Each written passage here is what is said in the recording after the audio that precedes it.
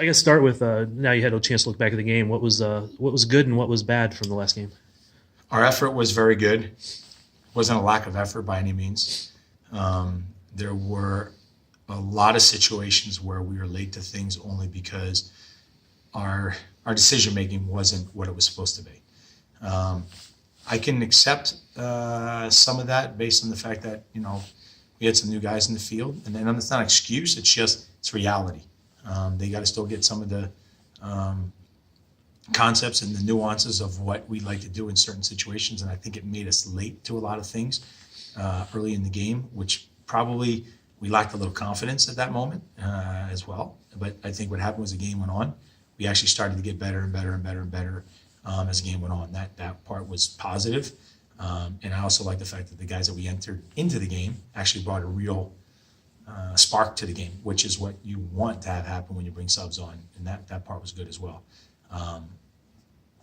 There was also some things that weren't so good. Like I said, some of our decision making, but I think that'll get to where it needs to be in a shorter span of time, just because I believe that our IQ is pretty good.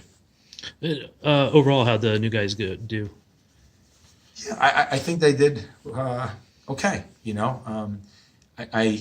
There's some evaluation that becomes individual, and some of it becomes how does it affect the collective as well. And so I think that at times they were good, and I think other times that you could tell that they were new to the team. And again, I don't fault them for that. I just think it's a timing issue, and we just need a little more time. Everybody hates that word, but it's an important aspect in building anything. You mentioned the subs looked good when they came in and brought some energy. Daniel specifically, I thought looked really good coming into that center role. He seemed to be in that a lot, which is out of the ordinary for where he's been playing. Does that put him in that slot for potentially playing there too? He's played there before. He's actually played in our academy in that spot quite often. When I first brought him in, that's where I was playing him a little bit, and then we pushed him out wide. I think maybe that's his best, but he also has the ability to stretch the defense, and he's very mobile and active, and he's always searching for a chance on goal, which is a great aspect to have on the field, and obviously in that position. Speaking of forwards, I mean, how's Kyrie doing? Good. He's every day he's getting a little bit better.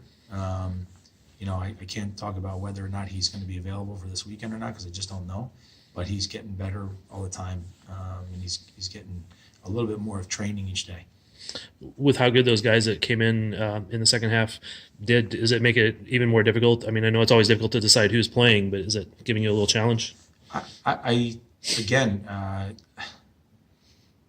don't think my as the week goes on, or as the season goes on, my objective is not for guys to play bad, so it makes it easy to make a lineup. I want it to be where every guy is in his top form, so that whenever we need them, they're going to play at their best, and that's the objective of the coaching staff, and that's got to be the objective of every player, so that it's not so that it makes our job difficult. It's so that we can pick the best group of guys who go out and get the result.